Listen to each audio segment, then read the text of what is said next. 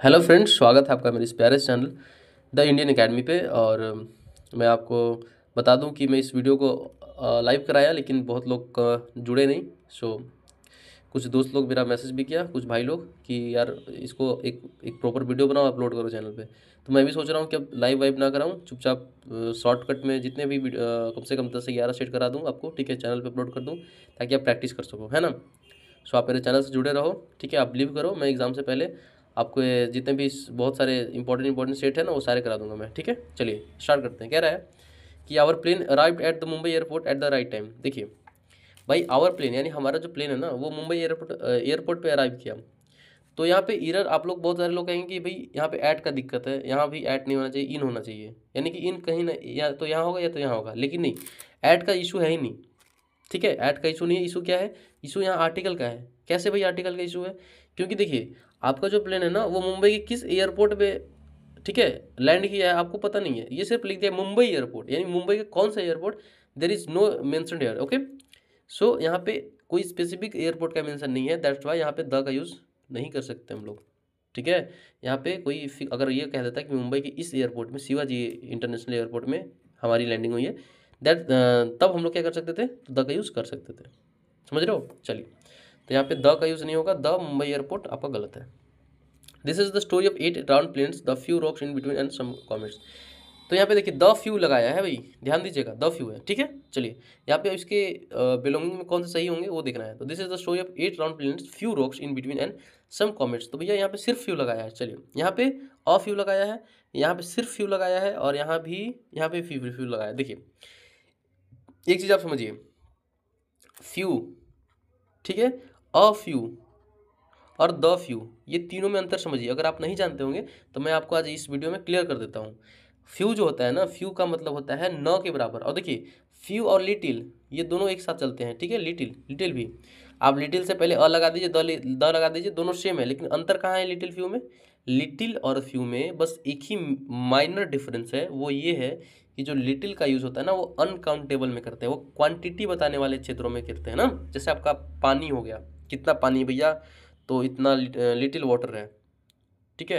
यानी कि पानी के मतलब पानी कह रहा हूँ, अनकाउंटेबल चीज़ों को बताने में लिटिल का यूज़ करते हैं, और काउंटेबल चीज़ों को बताने में, ठीक है, किसका यूज़ करते हैं हम लोग? तो फ्यू का। बस यही अंतर है, ठीक है। तो भैया फ्यू हो या लिटिल हो, इसका अर्थ होता है न के बराबर, बिल्कुल नहीं। अ फ्यू का अर्थ होता है थोड़ा बहुत, और द फ्यू का अर्थ होता है कि भैया जितना भी है ना वो सारा। समझ रहे हो? जैसे मान लीजिए कि आपके ग्लास में थोड़ा सा पानी है, तो आप उसको बोलेंगे there is a few, there is a few लगाओगे या फिर देयर इज अ लिटिल लगाओगे, ठीक है। तो लेकिन अगर द लगाओगे ना आप, देयर इज द फ्यू, यानी कि जितने भी पानी में है, जितना भी आपके ग्लास में पानी, वो सारा पानी, वो द होता है। लेकिन जब फ्यू लगा दिए यानी कि न के बराबर पानी है, तो भाई यहाँ पे पहले ही क्लियर मेंशन है कि कुछ रॉक्स हैं, द फ्यू हैं, यानी कुछ रॉक्स हैं। तो आप यहाँ पे फ्यू जब लगा रहे हो, तो फ्यू का अर्थ यही होता है कि आप यहाँ पे एक भी रॉक्स नहीं है, ठीक है। इसलिए यहाँ पे फ्यू नहीं होगा, अ फ्यू होगा, ठीक है। यहाँ पे कुछ रॉक्स हैं, ठीक है। इसलिए आपका जितने भी ये तीनों हैं वो गलत हैं, ये आपका ऑप्शन 2 बिल्कुल सही है। चलिए, कह रहा है कि every one have to join health. अब बताइए भैया, आप पढ़ ही रहे होगे, उसी समय आपको पता चलेगा गलती कहाँ है। स्टार्टिंग में ही गलती है।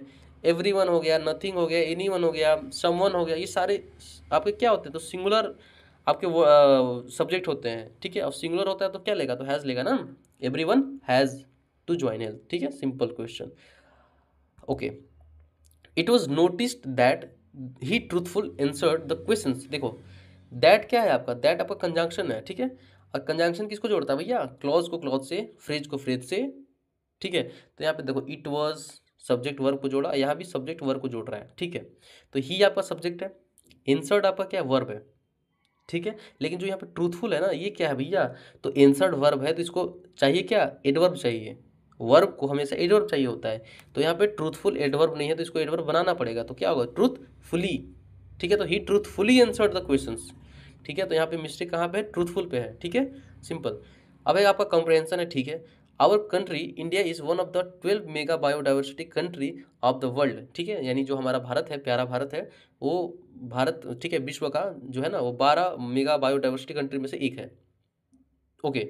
With about 47,000 plant species, India जो है ना, वो ऑक्यूपाई करता है। हैव है या हैड है, ऑक्यूपाई है। तो भैया इंडिया सिंगुलर है तो ऑक्यूपाइज होगा, ठीक है। इंडिया ऑक्यूपाइज करता है 10th place, in the world, यानी पूरे विश्व में बायोडाइवर्सिटी के मामलों में इंडिया जो है ना वो आपका कौन सा प्लेस, तो 10th प्लेस ऑक्यूपाई करता है। सिंपल, कोई लफड़ा नहीं। चलिए आगे कह रहा है कि एंड 4th इन एशिया, ठीक है, और एशिया में 4था नंबर पे जो है ना इंडिया जो है प्लांट डाइवर्सिटी में, यहाँ पे मेंशन है भैया प्लांट डाइवर्सिटी, 4था प्लेस क्या करता है, ऑक्यूपाई करता है। ठीक है, आगे देखते हैं क्या कह रहा है कि देयर आर, ठीक है, dash 15,000 flowering plants in India, यानी कि लगभग भैया 15,000 फ्लावरिंग प्लांट्स इंडिया में हैं। तो देयर अबाउट का यूज़ क्या होता है, लगभग के क्षेत्र में, there are about 15,000 flowering plants. ठीक है, तो सिंपल, कोई दिक्कत नहीं। चलिए okay, which account for 6% of the world, यानी जो पूरे विश्व के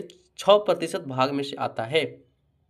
ठीक है, ओके, ठीक है, आगे क्या रहा है कि नंबर ऑफ फ्लावरिंग प्लांट्स, यानी कि कितने में, तो भाई टोटल में ना, टोटल नंबर जितने भी टोटल फ्लावरिंग प्लांट्स है उसके उसमें से 6% जो है ना भारत के पास है, जो कि 15,000 फ्लावरिंग प्लांट्स की स्पीसीज हैं, डिफरेंट डिफरेंट।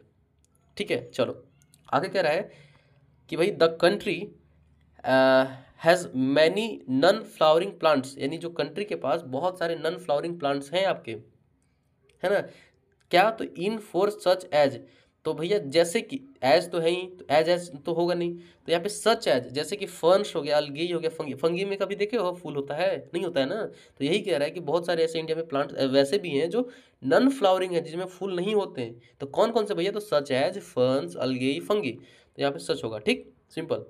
आगे कह रहा है इंडिया ऑल्सो हैज अप्रोक्सीमेटली 90,000, तो भैया 90,000 क्या है आपके पास, तो स्पीसीज है, किस चीज़ का, तो एनिमल्स का, तो स्पीसीज ऑफ एनिमल। सिंपल।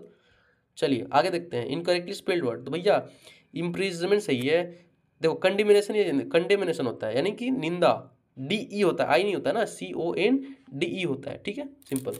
चलिए he was thrilled when he heard about their journey to wonderland, भैया इनकरेक्टली स्पेल्ड वर्ड, ही सही है, वॉज थ्रिल्ड सही है, वेन सही है, ही हर्ड सही है, अबाउट, लेकिन यहाँ पे देयर, ये देयर यूज नहीं होगा, THEIR, यानी कि ऑब्जेक्टिव कैसे यूज होगा, तो आपका यहाँ गलती है देयर में। चलिए आपका है a piece of cake, a piece of cake के केक का जो है आपका एक्सप्लेनेशन देना है। ठीक है, आफ्टर मंथ्स ऑफ प्रैक्टिस इमली, देखिए अ पीस ऑफ केक मतलब होता क्या है, यानी कि जो कि बहुत ही ईजी हो।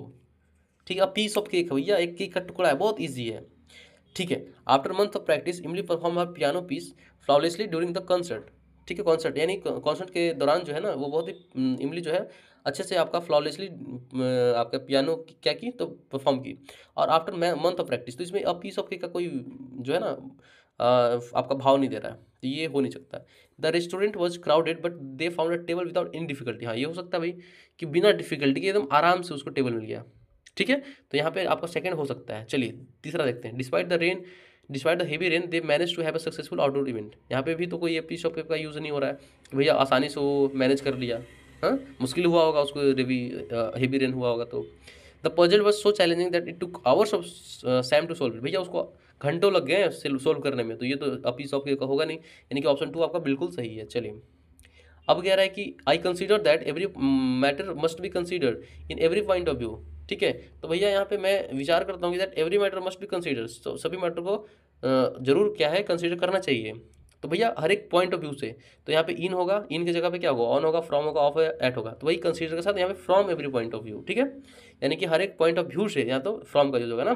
चलिए अब है कि वंस बिटेन ट्वाइस ट्वाइस साई होता है, थ्राइस साई नहीं होता है। आपका एक फ्रेज होता है वंस बिटेन ट्वाइस साई, यानी कि एक बार आप मार खाएंगे जीवन में, तो आप जब भी गलती करोगे ना 2 बार सोचोगे, आप जरूर सोचोगे। ठीक है, चलिए twice shy. Under the weather क्या होता है दोस्त, आप लोग बहुत यूज़ किए हो अंडर द वेदर, यानी टू फील अनवेल। सिंपल। ठीक है, देखो इसी में बता रहा हूँ आपको, SSC के पैटर्न को समझो। ठीक है, क्वेश्चंस जो है ना वो जो सेट करता है क्वेश्चन, वो ज़्यादा मेहनत नहीं करता है, वो ज़्यादा मेहनत नहीं करना चाहता है, क्वेश्चंस वही ला रहा है जो पहले किया हुआ है।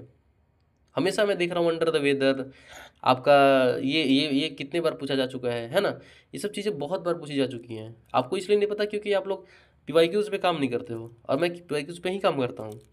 ठीक है, सो आई नो कि कहाँ से भाई क्वेश्चंस SSC कर रहा है, और ये जो नया पैटर्न आपका एडिक्विटी है वो कुछ खास नहीं करेगा। आप SSC फेज 13 का पेपर देख लो, अभी बहुत सारे टेलीग्राम चैनल पे है ना, आप पेपर देख लो कहाँ से क्वेश्चंस आ रहे हैं, सारे PYQ से पूछे हुए क्वेश्चंस हैं। अभी कौन सा पेपर हुआ है आपका, स्टेनो का, CGL का भी अभी आया होगा, अभी तो शायद नहीं शो कर रहा है, सबको दिखा नहीं रहा है, क्योंकि लीक करना भाई अब आपका जुर्माना लग जाएगा उसमें।